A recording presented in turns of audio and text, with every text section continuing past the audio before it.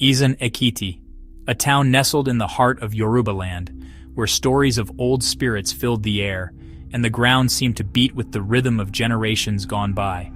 Here reigned Oba Adewale, a man as connected to the land as the ancient Iroko tree standing guard at the palace gates. Known all around for his wisdom and his love for his people, Oba Adewale was more than a king. He was a father, a protector, a beacon of hope. His name, spoken with respect in the market and sung with pride by storytellers, meant fairness, good times, and the strong spirit of Isan Ekiti. Born into a royal family, leadership was in Oba Adewale's blood, just like the Ogun River flowed through the land, carving its path with strength and grace. But even though he came from a powerful family, Oba Adewale was humble, and his people loved him for it. He knew that true leadership wasn't about having power, but about caring for those who looked up to him. This belief guided his rule, shaped his choices, and became a part of Isan Ekiti itself. Oba Adewale lived in two worlds. Born when the traditions of his ancestors were still very strong, he also saw the beginning of a new age.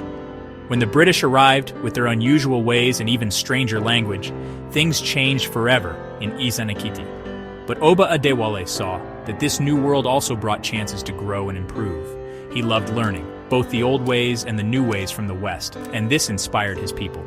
He knew knowledge was power, and he wanted his people to have the skills they needed to handle the changing times. He sent his own children to the new missionary schools, hoping they would connect the old and the new.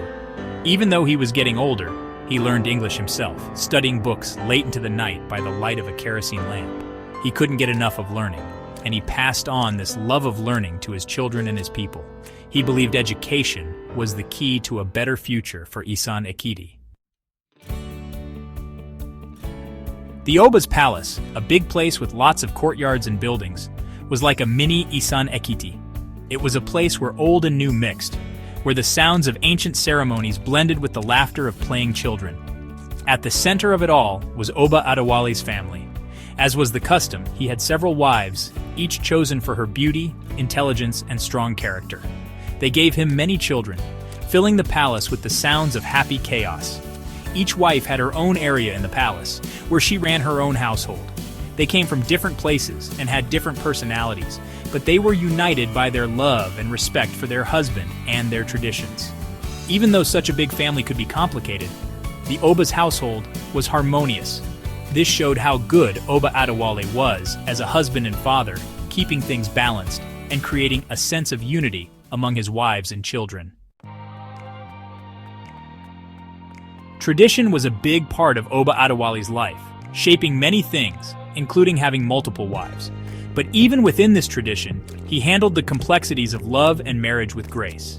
Each of his wives held a special place in his heart, their different strengths adding to his own.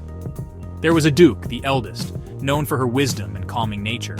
There was Funke, the lively one, whose quick wit and sharp mind often challenged the Oba, keeping him on his toes. And there was Bisi, the kind and caring one, known for her healing touch and her ability to comfort anyone who was upset.